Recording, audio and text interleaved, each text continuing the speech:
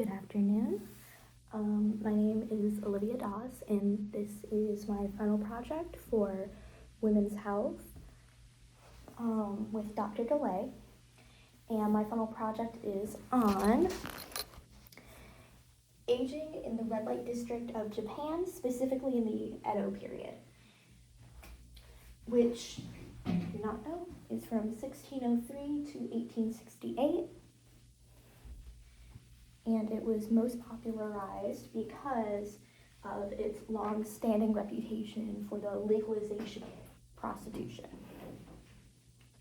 And obviously there are different forms of prostitutes in Japan, especially in the red light district, because not all of them were what we consider prostitution in Western areas, as it was not always sexual relations. A lot of the times men would actually look down upon if they did not go to see prostitutes, because it meant like, oh, you're too poor to afford it, but also because it was seen as like a comfort, as these women not only provided sexual pleasure, but they also provided companionship, and oftentimes even just entertainment in the form of music or games like shogi. So to focus on this, I've created essentially a timeline for the different ages where certain things would happen. And down here I have what would happen to the men in the red light district, because not only was there female courtesans and prostitutes and all that, but there were also male ones. And the biggest difference with the male ones, which is technically true with both the male and female prostitutes, is that they would only be seen by men.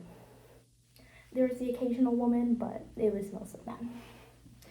So over here, we're going to start with the youngest recorded age, as far as I'm aware, without counting like babies in the red light district, is 5 years old. When they would enter, typically the standard age for entering the red light district would be 7 to 9 years old, specifically for young girls, because it was different for the boys. Essentially because of the poverty, the famine at the time in the areas around Japan's like central red light district, these women,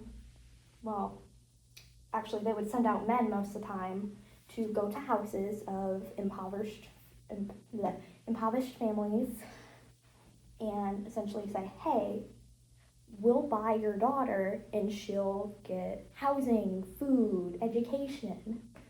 And they would conveniently forget to mention all the horrors of the red light district. And so obviously these kids, like, their parents would sell them because they're like, oh, okay, we get money and our daughters get to live happy. And actually it was looked down upon if you didn't do this when you were offered it, because it was seen as not wanting the best for your family, not wanting your daughter to live her best life. However, at these ages, like 7 to 9, even 5, they were not expected to take on clients, thankfully. They could have relations with men, but typically they were like their coworkers, like their male coworkers in these pleasure houses. And after they were sold, they were told, okay, this is your new name, and we're gonna erase your background. No one's gonna know where you came from, even though it was a widely open secret that they would come from impoverished families. Their new names would be something like innocent and pure, because they wanted to indicate like the appeal of these young girls was that they were innocent and they could be nurtured to be the best women in the red light district. And so oftentimes, while they would start out as maids, they could become kamuros. And kamuros would work for the older yujos who were the courtesans. Typically, Oirons would have the most Camaros, and they were essentially like the personal maids. And at first, I could be like, okay, well, that seems like it would be harsh. Actually, the Yusho were encouraged to treat the Camaros like their younger sisters. They would educate them, they would sleep near them, like room apart maybe. And they would like buy them jewelry and everything. And actually, they were expected. While the house, like the managers of the houses would pay for like the basic necessities, the Yujos would help pay for clothing and like jewelry for the Camaros. And actually, the Yujos would use the Camaros to essentially, so it was seen as, I guess, lowly of the Yujos to seek out clients that they actually liked or that they knew had a lot of money. So they would send out the Camaros to basically call clients. They actually had like a certain strategy where it's like, if they didn't know the name of the client, the Camaros would hug them with the wrong name and hope they would slip up and say their name. And actually, it went vice versa as well, where clients would reach out to the Camaros and have them like be like, oh hey, if I want to get like on the good side of this Yujo, like how would I do that? Like what is she like? And it was kind of like actual siblings, like people nowadays, like they'll talk to people's younger siblings and be like, hey, I really like your older sister, how do I get with her? That kind of thing. The Yujos were also in charge of educating the Camaros, because while the maids and stuff would get educated like by the houses themselves, the Camaros would get educated by the Yujos on like basic stuff that you would see in the red light district: music, playing games, singing. It really was not about like bodily pleasure.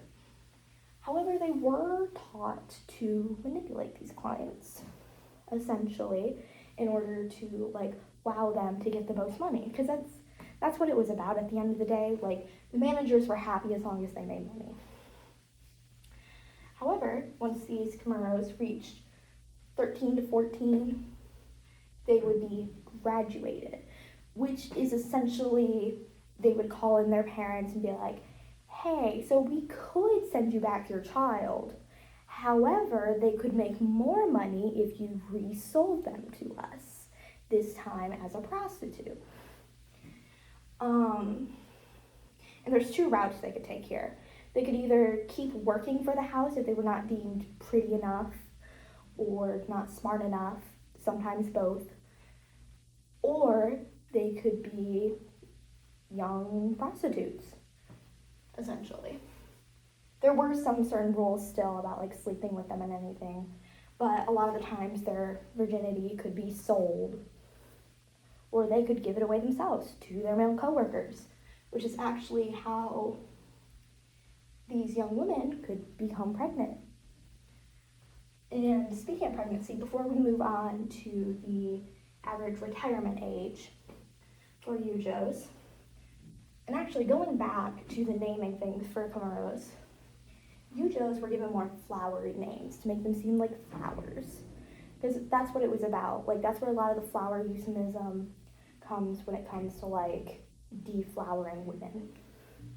Is it would be like, okay, you're taking away their pure name and giving them a flower name.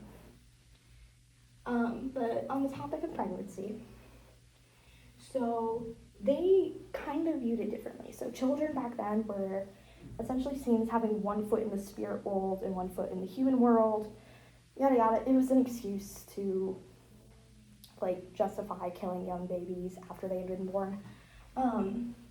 But 4 months was when they were like, okay, yeah, that's a human child. However, despite that, the most common time to abort babies in the red light district would be in the second half of pregnancy, as they deemed it. And actually, a lot of them would essentially what we would refer to as a late abortion. Like after the prostitute would give birth, the handmaiden who helped them give birth would say, okay, do you want to keep the baby, or do you want me to send it back to the spirit world? Because that's how they labeled it. They labeled it sending it back to the spirit world, because they wouldn't see it as wrong, because they're like, oh, we're just sending them back to God. And even after like they were found out to be pregnant, or even after they gave birth, they were beaten by their managers, especially like the higher up you get as a prostitute, the higher chance you were to be beaten if you were found to be pregnant, because it would be think of it as like taking company time. Like in modern day, we have maternal leave and everything, but you can still have, like if you're pregnant in a workplace, you can still be discriminated against, because it's like, oh, you don't care for this company because you decided to get pregnant and now it's harder for you to work. That's how they treated it. Obviously with harsher implications, as they would get beaten. So a lot of times they would try their best to prevent this. They had a lot of different methods for preventing it. And obviously things like condoms were not invented back then. They did have like a form of contraception, but it was like highly dangerous to use. But like there was a form of it where like instead of condoms, they would use an animal horn. They would put an animal horn on the male's genitals in an attempt to block any semen from getting through, which obviously it would still get through, and also it just sounds painful. There was like another method where the woman would put sandpaper up her vaginal canal, and it was like in order to prevent it, like to block anything from getting into the uterus, which A, didn't work, but also B, it was also uncomfortable for the client.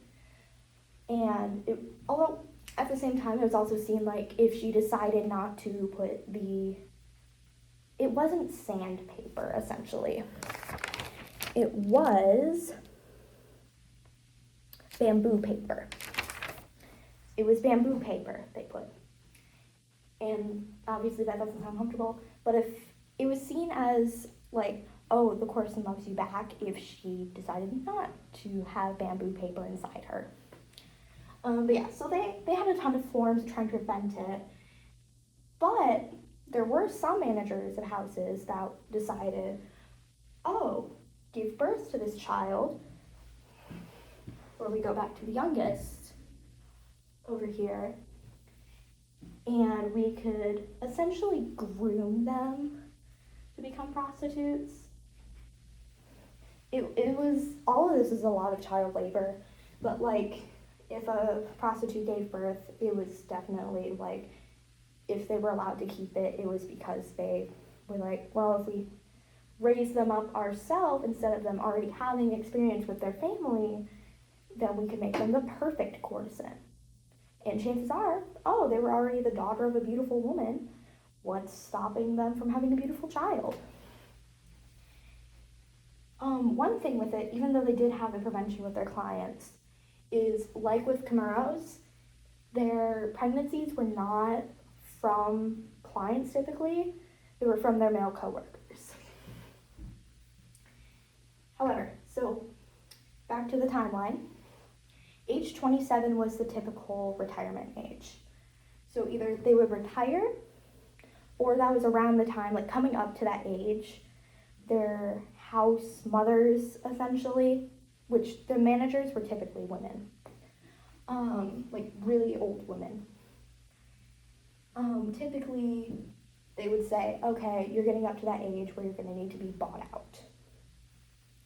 Because it was kind of the whole concept of dowries, where they would buy out a courtesan and they would essentially be set for life, like the house would be set for life, even after the courtesan was no longer courtesan. However, that does lead us to the retired courtesans.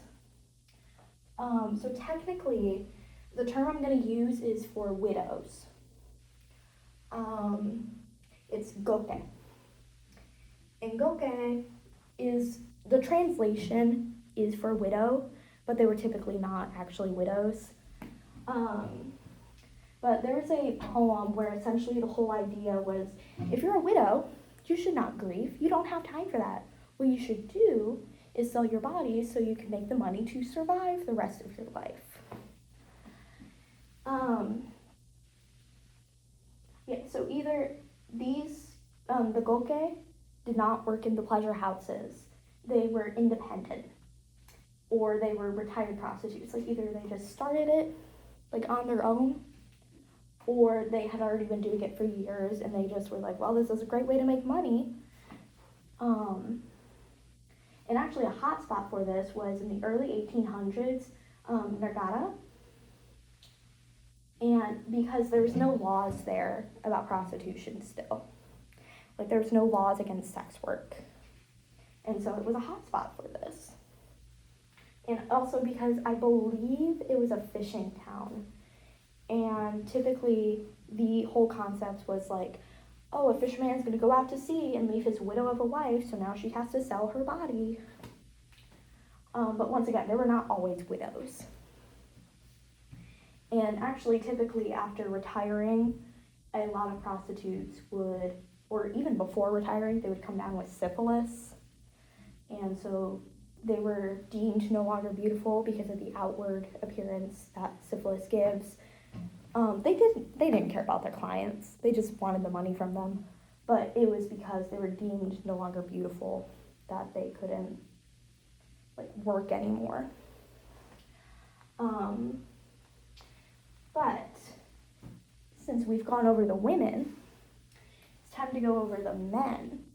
Because aging for men, a lot of this will be okay, yeah, we had this in Western where 13 to 14, they would sell off their daughters to find husbands. That kind of thing. And 27, it was oh, why aren't you married yet? Or why don't you have kids yet? That kind of thing, no? And then the widows would become educators. However, the red light district in the Edo period had a very interesting view of men as they grew up. So what we're going to talk about is called wakshus. I could be mispronouncing that. I could be mispronouncing a ton of these names, but I'm reading it as it's written, wakshu. And so typically ages 11 to 20, but once again, with the women, it could be younger than that, would be when someone would be considered a wakshu. And there's you were considered a wakshu until you had your ceremony of adulthood. And then it was no longer considered okay to have relations with older men. And there was actually a prime age for wakshus, which was 15 to 17, which was typically the time where young boys would get pimples. And actually, the people then viewed pimples as a sign of sexual maturity, which is why it was considered the prime age to get with a wakshu. And mind you, being with a wakshu, you were an older man. That's what it was. Yeah, some women might get with a wakshu, but it was more accepted if a wakshu was with an older man. And actually, there were some male prostitutes, even female prostitutes, who would essentially dress up as wakshu in a sort of form of role play for their clients.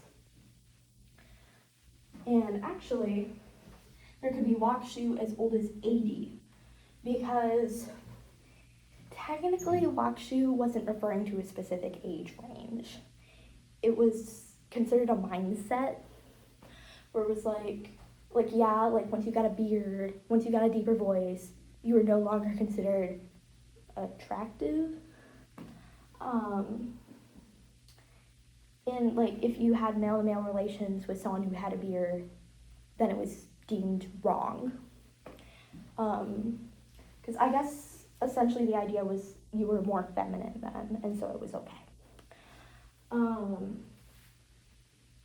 But even then, like, wakshu were depicted, like, with a specific hairstyle. That's how you could tell who a wakshu was. Like, it could be a man in his 80s, but he could have, like, no body hair, and, like a squeakier, softer voice. And, like, they would typically have this, like, top knot that would indicate, like, oh, hey, this is a wakshu. And depending on, like, the thickness of their hair in the top knot, that would, like, increase their value. Yeah, typically in the red light district, yes. Like, for women, it was like, okay, this age you become a prostitute. Once you're this age, you start getting your education. Once you're this age, you gotta retire. Once you're this age, you're considered a goke if you still do sex work. But with men, it was not about the biological age. It was about, okay, do you act and look like a young boy? Or are you a man? And if you were a man, no more sex with boys for you. But if you act and looked like a young boy, okay, have sex with older men, or even because there were men in their 80s who were watching even younger men, but they were still considered the younger man in the relationship because age wasn't really their concern with that. But obviously, aging in the red light district, like, you have more risk to become, like, more susceptible to diseases and everything, like syphilis. Actually, once you hit a certain age, if you stayed in the red light district, chances were, like, you would become a goke, or you would become a manager of a house and start training more young girls to become prostitutes because you had that experience. And if you weren't conventionally attractive, then you would become, like, the older maids, or you would simply be the person who hands out food to all the girls at certain hours. You would change the bed sheets, that kind of thing. Although actually they typically have the young girls change the bed sheets to sort of, I guess, get them used to that life. Yeah, age is a very particular thing in the red light district, depending on what your sex assigned at birth was and everything. And technically, wakshus were considered, like, the third gender, and so they were their whole other thing.